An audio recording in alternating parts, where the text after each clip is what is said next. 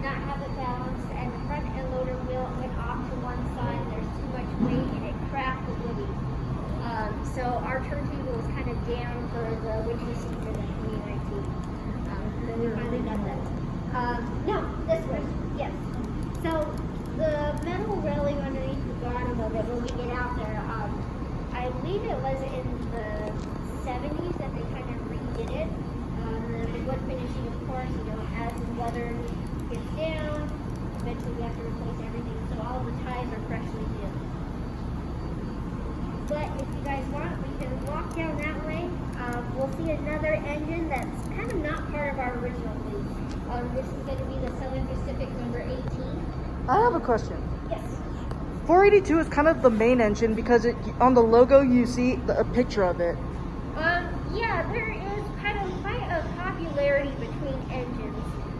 Usually the 82 and the 81 are kind of like our prize K36s that they use for advertisement.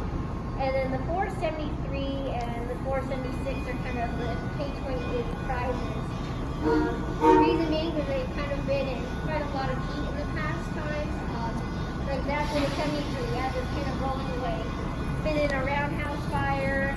Oh yeah, I saw it on one of my videos. Like, I don't know how it started, but now this one, you rebuild it. I cannot believe you actually repaired it.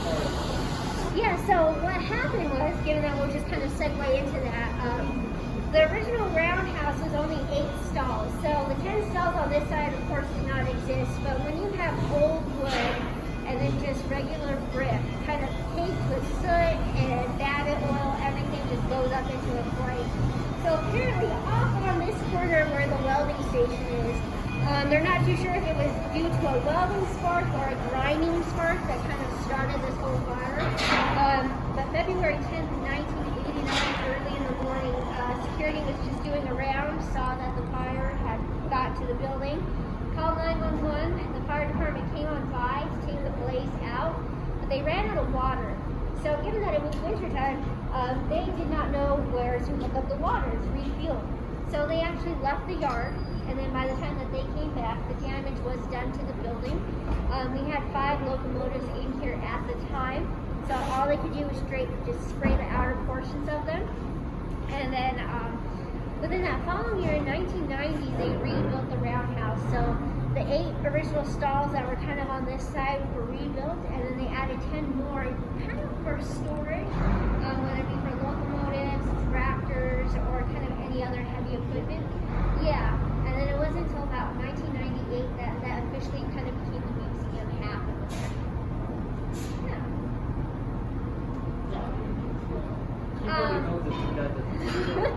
So we have, let's see, 7, we have 8 engines operational. So you're looking at your K36s, so that's 4, actually, excuse me, my math is wrong. So 4, and then your K28s, and then the 493, which is a K37. And then with that, we also kind of have a fleet of diesels, which we'll kind of see as we walk around outside. Our original diesels, they're kind of like a black and yellow color scheme. Our diesels do have a problem kind of hauling, at least, or I should say not hauling, but tugging 9 coaches. So they were probably used for switching. Some of our diesels that we got, yeah, were used for switching, but we do kind of do event kind of train rides, so kind of like the booze train or the wine train, or the grape pumpkin ride. We use some of those diesels because we're not hauling a lot of people. But the only problem is our diesels do struggle up on the noses incline. Given that it's 4%, that's kind of like the toughest spot in the whole railroad. Yeah. Okay, so switching. So basically, we'll actually get to see it if we pop on out, but switching, basically say that they're going to add another coach to another train. Or if this specific coach that was on this cascade, the brake should be bad, or something looks wrong. They have to fully disconnect it from the coach train line. And then it does kind of get complicated. It's a lot of stuff happening out there. But say that we're kind of looking at the cascade line. This one coach has bad brakes or something like that. So they have to disconnect, even if there might be more coaches in the back, they have to disconnect this whole nonsense up here, pull it up onto another rail, onto the side railing, get one of our diesels. Yeah, so, yeah, it kind of gets complicated because you're like, well, it shouldn't be that hard to move this from this, but it's kind of a game of chess, really, between you have to switch here to here. Yes, and that's kind of what that diesel right now is honking about. So they're going to pull that concept line behind our boom track, bring it back up to this far track that we walked across, and then that that steam engine will disconnect. They'll bring it all the way back on down, kind of on the other side of roundhouse by that far door or wall. They'll pull it onto the turntable, bring it in all the way down to that bay. They'll do some pressure washing up on top just to clean it off. Then they'll just do a little bit of maintenance work, just check to see if anything is wrong. And then they'll officially pull it on back out onto the turntable. They'll turn it around and then park it in reverse. So kind of look around like 4:05, 4:10 is kind of when they start doing that. So if you guys are still floating around after the yard work, you can check that out kind of by the French door in the museum. But yeah, so given that they have Southern Pacific number 18 out there, I'll just briefly talk about the 18. So when we kind of started gearing up into doing oil conversions, everybody in the shop had no knowledge of oil burners. Maybe 2 guys in here did, but everybody else learned on coal fire locomotives. So we looked to California to kind of look for a an oil burner to help train everybody. So the 18 kind of was that training mechanism for everybody, whether it be for the train crew or roundhouse itself. We didn't really know the 18's capacity. It does look like a very small engine. We did a first passenger run with it, and we accidentally blew the piston head on the left-hand side of this engine. We repaired it, and we only found out that this engine only has a capacity of pulling about 3 coaches max. So it was kind of used for like special fall train photo runs. And then recently this year, Cascade was never supposed to run out of the yard. We were supposed to only do like a 3-hour trip, so starting from Rockwood to Cascade and come on back. There's supposed to be like 3 different trips each day. And the 18 was actually going to be kind of doing a double header with the 473.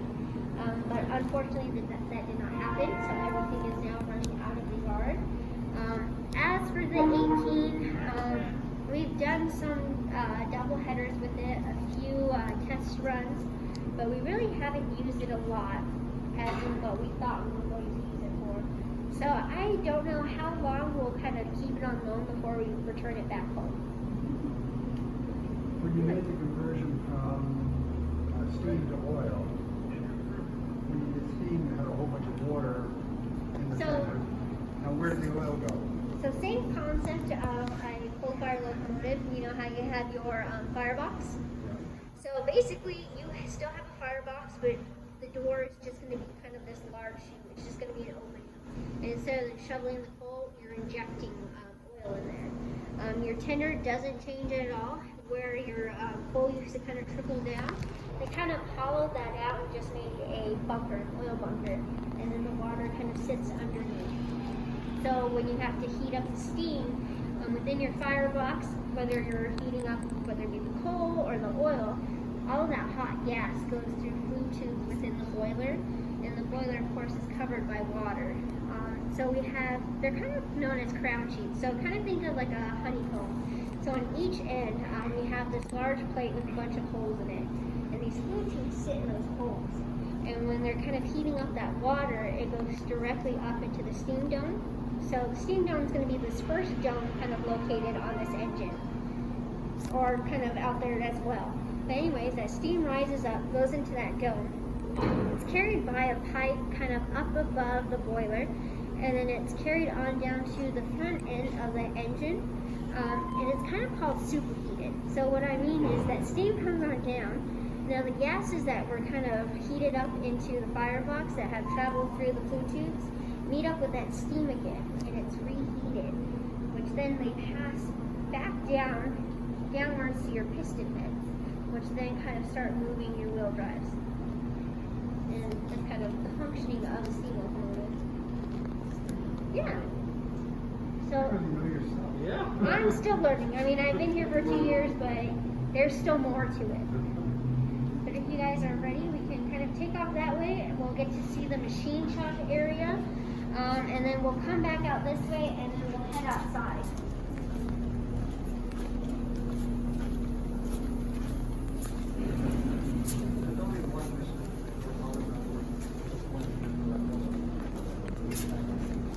No. So like all of these machines, yeah, they all have their own numbers, and there's a set of 10 that they use. That kind of goes for all of them. But as for like the specific K-28s, we have the last 3 in the world. Reason being is when but when World War II broke out, they wanted all steam engines to kind of go up to Alaska to haul freight and for the war. When the war was over, the United States kind of transitioned into using diesel locomotives because they were faster and cheaper to use. You didn't have to take about 6 to 8 hours to heat up a steam locomotive. So what they did was they scrapped all of those engines. Including 475? Yeah, and nothing was left of them. And then Durango kept hard, or tried to keep as much as possible. Like they fought hard to keep those 3 engines that we already had. Because 73 was one of the main ones that was running between Durango and Toronto. So they're the last of those, yeah. So as you guys kind of filter this way, we'll check out the machine shop. So in here, when they rebuilt the roundhouse, they wanted to add a 5,000 square foot room specifically for machines. When that fire broke out, they did lose a lot of machines.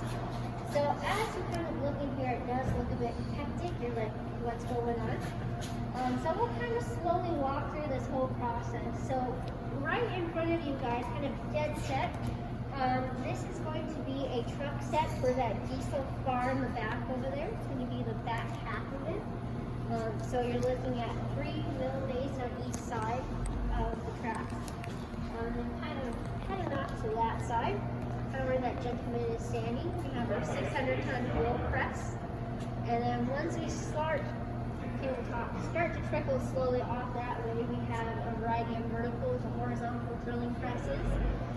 Then we start getting into boring and then boring presses, and then way down there, kind of where the crane's kind of located on down, we do have a quartering machine that makes crank pins for our wheel drives. And then when you start slowly going off to the right-hand side of the machine shop, we have our tapering stations where they taper the wheels down. Then we'll start kind of trickling over to us. We have a variety of plates. So you're looking at 8-inch to 57-inch plates. And then of course above that, the 20-ton crane. Yeah. Why they work on the cranes? How would you do it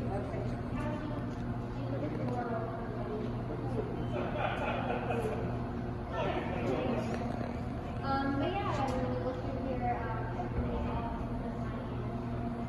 she work at the same those 3 we still kind of do that relatively trade. And so when we look to hire people, we look to see if they have that railroad knowledge around them. If not, at least have some form of machine work behind you. And then of course, the older generation, they have 35 years working here. They just kind of train the new guys as they come along.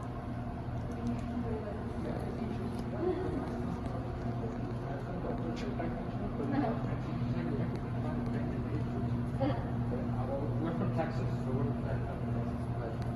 We come here like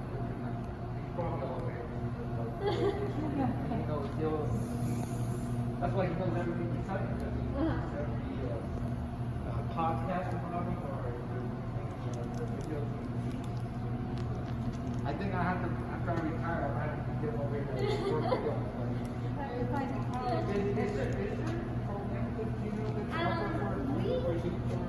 We don't really do like internships. We kind of do, in a sense. I believe I've only seen us do like maybe 1 or 2 internships with guys working in the roundhouse.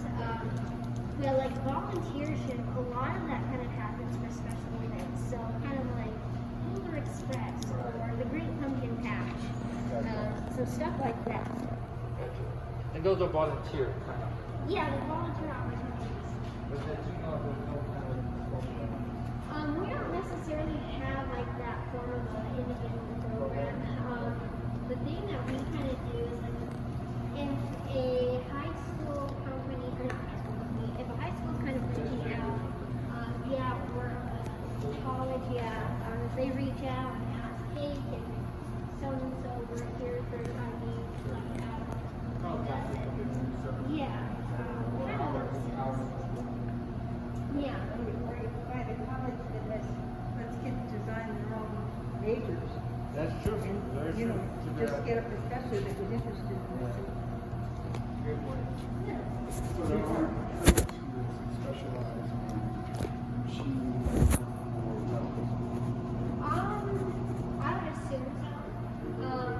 Because I know a lot of the guys that have worked here, they started at other rooms. And they kind of just hopped around and finally settle around themselves. It's welding and steel. But I mean, but you have to start somewhere. Works. Look, going to a trade school, you've got to deal with machine lasers, all the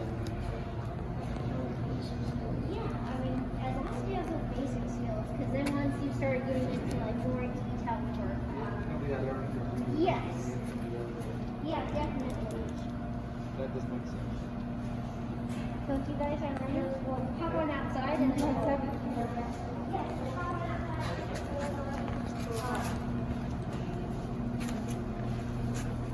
You know what it's called?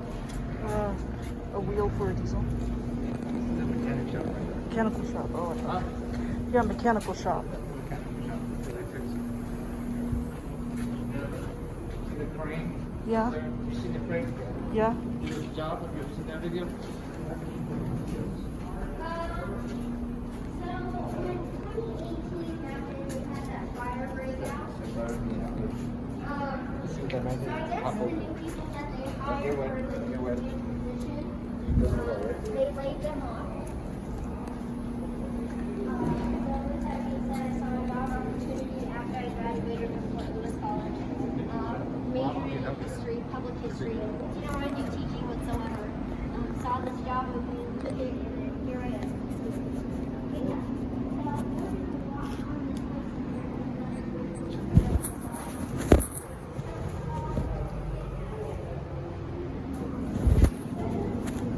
Be careful.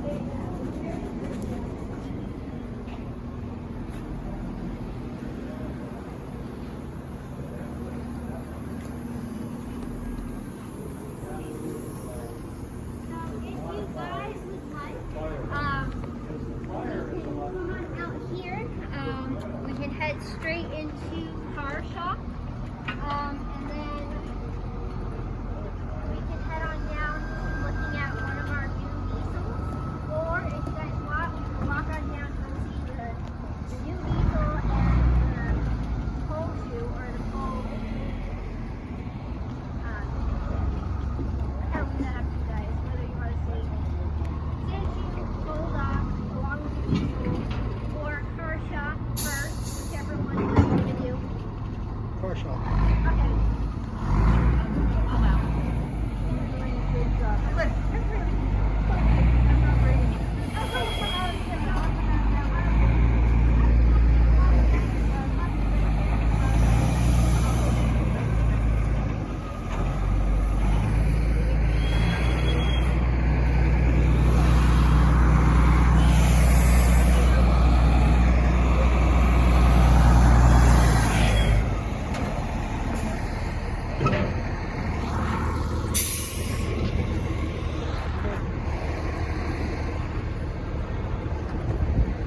Dang.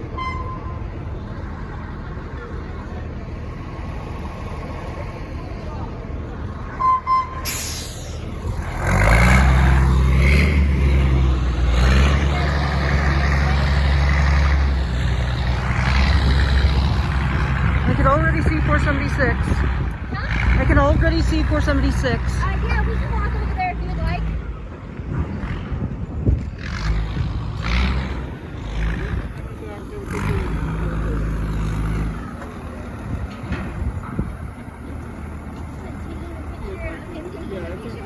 of the inside of 482's boiler.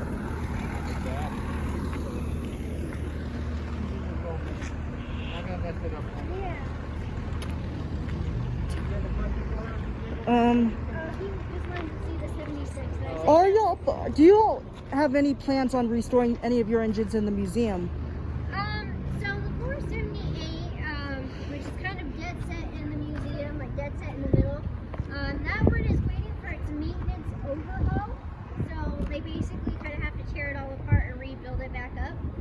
And then the 486, kind of further on down, Roundhouse put that in the museum because they didn't want to winterize it. So that got put in before this past winter. And then of course the 42, that is a Rio Grande Southern locomotive, and that's kind of basically the shell of it. If you were to look into the firebox, there really isn't much in there. There really isn't much in there. It's just kind of the outer portion of it. So if you want, we can go further on down there and you can get your picture at the 76, and then we'll kind of pop up this way and get into car shop and see what's happening. And is the 481 over there? Up there, or the 480? I believe it's the 81. Step right there. Get right in front of that one.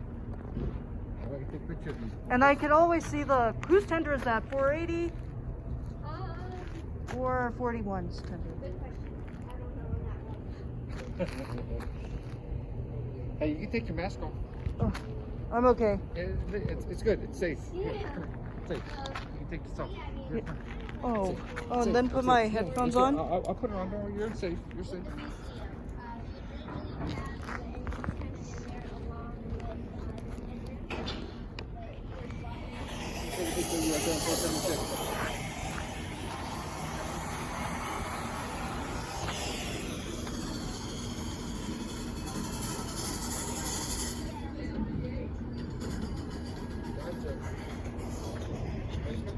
Okay, oh, that's 486's tender. How do you know that? Because I already see it, and there's 478's tender. Oh, okay. So I believe you have This is the 40. This is the 46. 42's tender. That's one of the oldest. The numbers are back here. And the 42. What about that one? Are y'all? That one's one of the oldest engines. Was that the first one, or? So when you're walking through the museum, you come on down the ramp.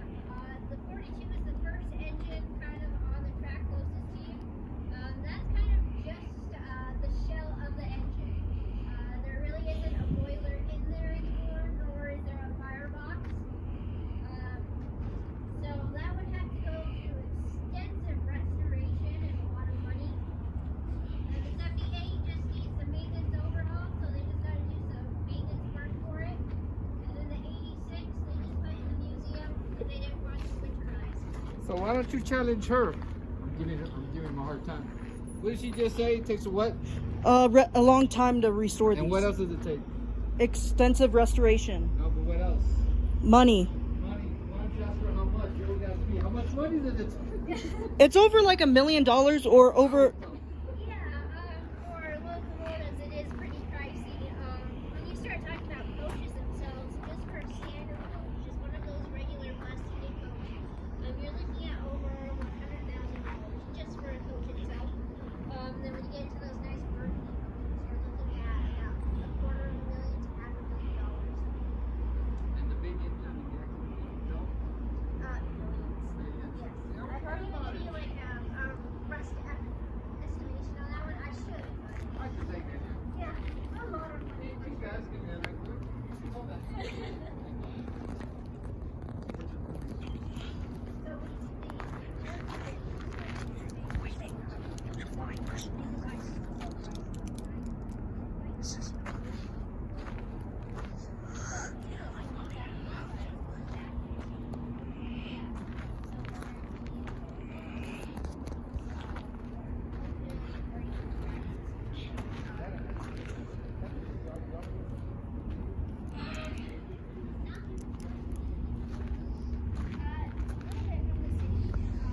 State-wise, I only think that we get funding from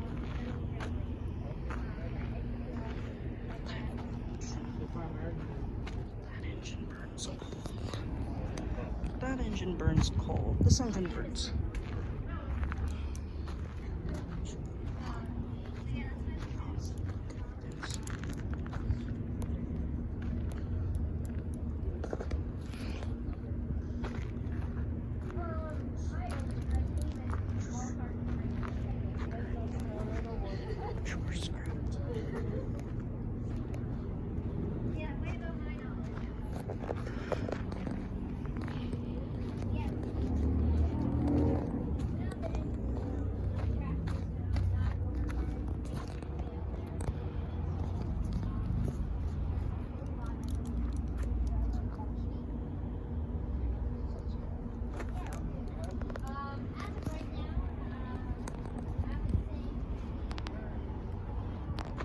Is that the 497 over there? That's a 498 down there. Oh, We can all walk back there if you like. You want to take a picture of it? yeah. Go walk back there if you want. All right. Go take a picture of it. All right. Coordinate. There's 476, who is obviously a coal burner.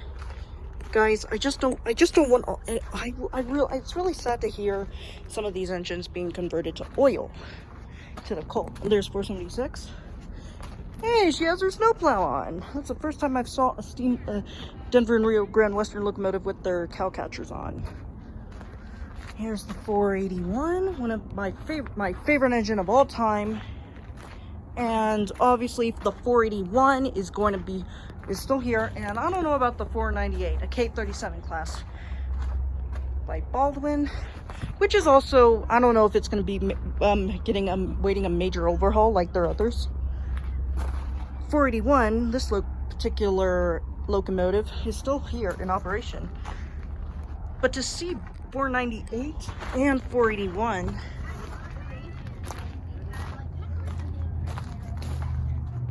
there's the inside of the cab, which is gonna have to wait a major overhaul, you guys. 41 doesn't need anything. She looks good, and like, we have a K36 over here and a K37, and I do want to get this close. I just want to show you guys, like, 481 cylinders are good, but 498 kind of like rusting away. 41 looks good, her front, and I have a feeling that, yeah, 498, just like how I saw her in a video, guys, she is also gonna have to be getting a major overhaul. Like, I don't know if that's her funnel, smokestack, but a bunch of vintage freight cars sort of trying to, yeah, like, I don't know why we have the 481 over here and the 498, which 41 looks good, but 498, I meant, kind of a restoration going on. There are a lot of stuff missing, like you see, like inside of her. 41 looks good, but, and of course I also mentioned, yeah? So this one they just use for parts. Oh. That's what the lady was telling me. So this one's out of commission. So they're using these parts. So any of the other parts break down, they'll use the 498. They'll down parts from this train to fix the others. And hopefully they might rebuild this engine very soon. And what I mentioned, the 40... But you know what, it takes money, right? Yeah, so, like, if I was the manager of this railroad, I would offer a full big pile of cash to restore this engine, and as well as some of their other engines that they don't use anymore, which I don't know if there's any other engines. I don't see any other engines out there rusting away. But I do know that 498 is still kind of gonna, is also, and also the 48, 41. Good job. Keep going. 41 I saw. It's great to see this engine again. 498. Sorry about that. He loves the history of it, so he's taking a lot of pictures.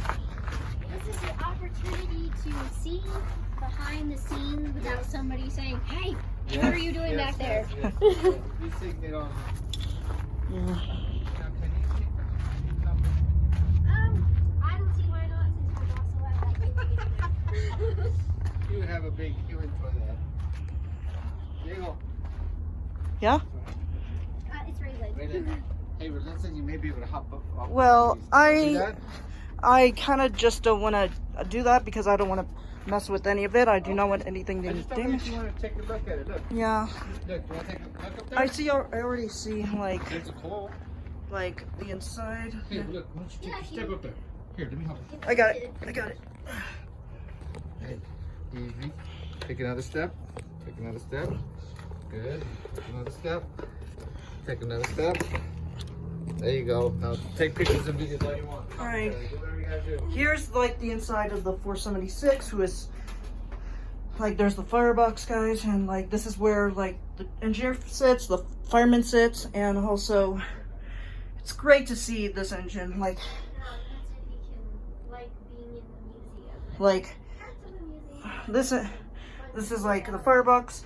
I really wish these engines. Well, it's kind of like it's good to see these engines being converted to oil, but maybe not the whole fleet might be converted to oil. Some of them will just burn coal. See, there's a crack. I'm not gonna say anything because it would be kind of mean. Because there's a cracked window, I'm not gonna be mean. 476. What was Durango like back in the day? Try to take a picture, you do. I can see some coal load. Hold on. Let me see if I can get up there. Okay. Oh, this is a good picture.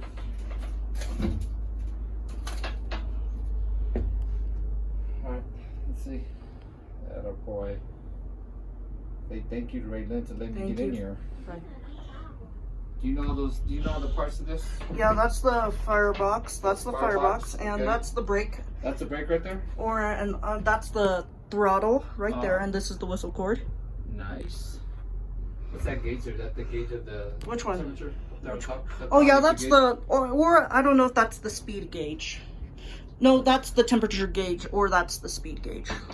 So it's either the temperature gauge or the speed gauge on it. Yeah, like even though that some of their engines they don't use anymore are in the museum, and some of these engines, this engine could still be like how I know it might be being, this one isn't like converted to oil just yet because I see like a big black thing on top of the smokestack, which Now is this 476? Is this Yeah, gonna be refurbished? it's a I'm not too sure Not if too they're sure? thinking on converting this into oil or Okay. keeping it as Is- a coal burner or a gotcha. Polar Express. Ah, yeah, that makes sense. Look, here's a cool. yeah, box. because the Polar Express, that one burns coal, and like the big boy 4014 was converted to oil instead of coal. Uh-huh. Gotcha. You really do pay attention to those videos. Very impressed. Well, this one, the 476 was built by American Locomotive Company, like the 4014. Yeah. Yeah, like there was like this mistake in the Polar Express movie where the Pure Marquette 1225, which is the real Polar Express, was built by the Baldwin Locomotive Works. But that was not true. It was actually built by the Lima Locomotive Works. Okay. I didn't know that. There you go. See, Raylan, he's gonna come and work with you a little bit. Yeah. The whole thing about yard homes. We teach you a thing or two, and sometimes He'll you teach teach you. us There you a go. thing or two. Okay, hold on. Hey, I need you to just look at that. You can put your hand here. Yeah. I'm gonna hold on to your phone. Right. Here, I'm gonna have your phone. Okay. Also,